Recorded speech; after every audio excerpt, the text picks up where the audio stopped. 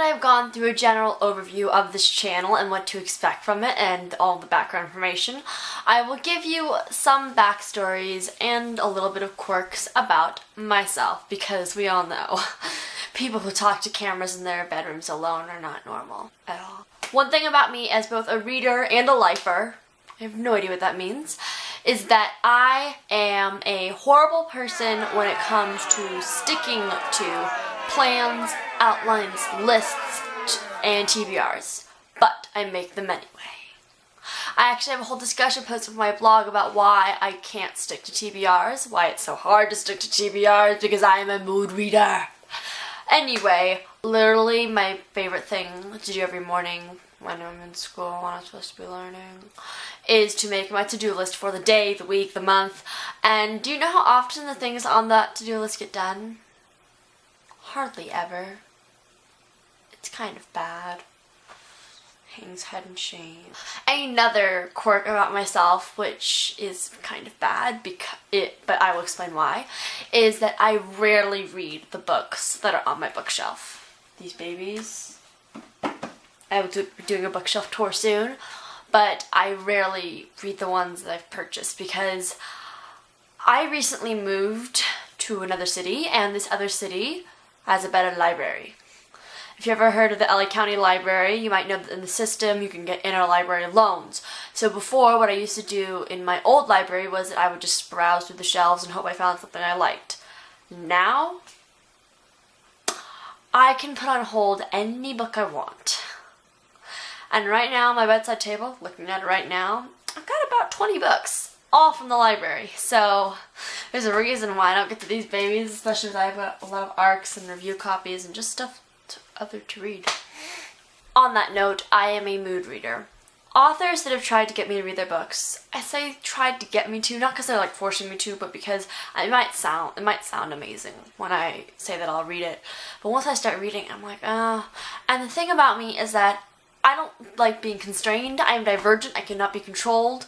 That is kind of against what I just said about me not liking divergent, but I use that phrase a lot. Anyway, I am a mood reader. I will read like fantasy, science fiction, contemporary, then a happy contemporary, then a sad contemporary, and it's just all over the board, and it's completely insane, and I like it that way. Something about myself, which I've been doing since 4th grade, is I spoil books for myself. It used to be that I would just look at the back of the book to see how many pages there were, because you know, from copy to copy it varies, so you can't look on Goodreads. But the gist of it is that I literally remember doing this, but I read the entire last chapter of The Lost Hero by Rick Riordan, and I hadn't even read like the first chapter yet, so that was really bad. And it gradually got worse over the years. I would just like read whole pages like in the middle of the book. It was really weird. I don't know why. But the point of the matter is that I'm trying to wean myself off of that, but if someone has read a book, I will literally extract information about the book that I have not yet read but really want to. And it's really bad. I spoiled the House of Hades for myself. Something about myself as a reader that I am trying my best to change is that in this particular stage of my reading life, career, whatever you want to call it, I'm not into the classics, I'm not into slow-paced books, I'm not even into really, really fat books. And that includes the classics, and even some really high-quality YA literature that I haven't yet read because of how thick it is. Personally, at this stage, I just like fast-paced action, adventure, thriller, romance, and so I'm trying to get that to change, but for now, you get what you get. Les Miserables up there. I don't think I'll ever get to it. I just like having it on my shelf to look smart. I also have like Jane Austen's books and The Secret Garden and like the whole Anne of Green Gables box set. And have I read any of them? No. Will I? Maybe. In terms of reading books, I am not afraid to dog-ear or annotate. I did that before. My books are actually really, really dog-eared. Rumble by Ellen Hopkins. Do you see the dog-eared pages? Again, praying this is in frame. Dog-eared pages.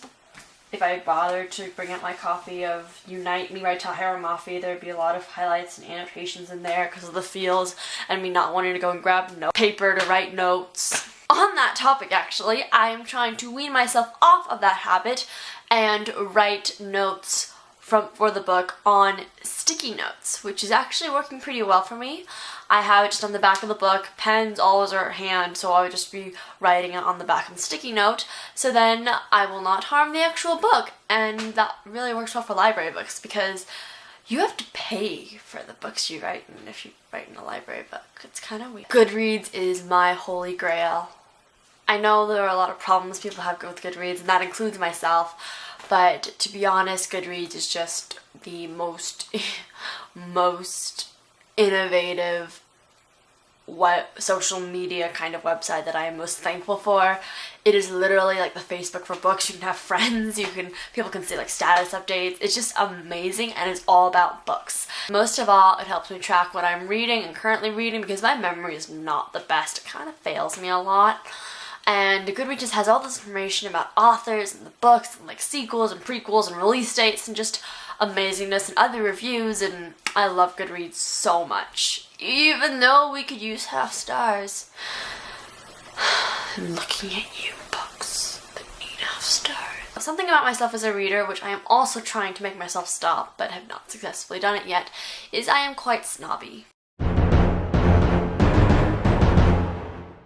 This only happens in real life, surprisingly, and real life is the time when I should not be snobby. Not that I want to be snobby on the internet, but real life is when I'm like with the person and like I should be trying to embrace whatever their reading tastes are. But I'm not the most accepting of other people's reading taste and style, and I really want this to change, but it's like, you haven't read The Fault in Our Stars: A Divergent? Who are you? That's literally how I've been before. Not with that kind of tone, but same meaning.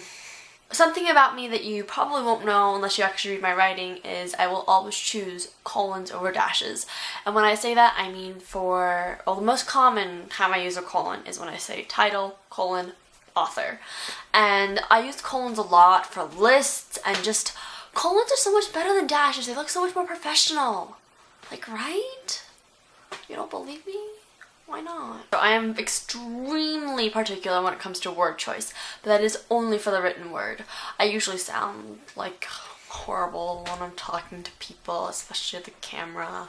I start saying things like thingy and stuff. But when I'm writing, when I have the chance to edit and go back and not have to come here and film again, I am meticulous about what words I use, and I try to stay away from all the common ones. How was your day today? Good. Another thing that you will see, which is a huge issue, especially on camera, is that I interrupt myself a lot. This is worse than just regular interrupting people, but it's like, I will be going on this one track, I'll go off on this long tangent, and that tangent will become the topic I'm talking about. I'll go off on another tangent. It's just really bad. And the way I fix this on my blog is I use a lot of parentheses and dashes to fill in background information, but on camera, there's gonna be so much editing to do for my book talks. I haven't filmed a book talk yet. I filmed hauls and wrap-ups, but it's gonna be fun. I am bad at praising and slandering. That means I'm not very good at saying a book is good or very good at saying a book is bad, because when I am reading a book and I don't like it, I'm afraid that I'll be judged, that I'll say it's bad even if I have good evidence to back it up. And when I say it's good, I feel like I'm saying the same thing, like, it was so fast, it was innovative plot, it was intriguing, it was just, I feel like I'm saying the same adjectives all over again, and I have a really hard time either praising or saying a book is negative. So let's hope that changes through more book reviewing, though I've already been doing it for like 10 months and it hasn't changed, so good luck with that, Sophia. Now I will tell you a few little facts about myself. I am partially OCD.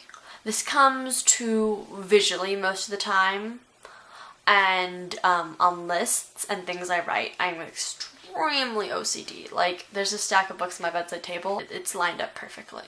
But not in like all things, because if you see my room, there's a reason I'm filming against my bookshelf. There's a reason. I also, as you might be able to tell with all these hands going around, I have very minor ADHD. I know that ADHD and OCD are actual serious issues, and I don't want to be making fun of them or people thinking the wrong thing about me, but I literally do believe at times that I'm ADHD of the hands because they literally cannot sit still. There's a reason why I've been biting my nails since I was little and not stopped, and it's really bad. I am rebellious when it comes to things. I don't mean like break the rules, scream, and stand on top of tables and start singing like High School Musical, but just rebellious when it comes to rules that teachers set for me, guidelines. They'll be like, oh, you have to write this paper and do this with it, and I'm like, no, can I just do that or that? There's so many times where I call it making it my own. It's really just me breaking the rules, but not like really bad rules, but just rules that I think should be broken. So that means I'd be great in a dystopian universe.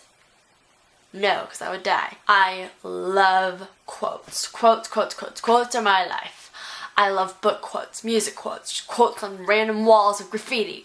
I just love the written word and quotes, and if you look at my Pinterest boards, my personal one, not my vlogging one, but if you look at my Pinterest boards, there's a lot of stuff on those, and quite personal too.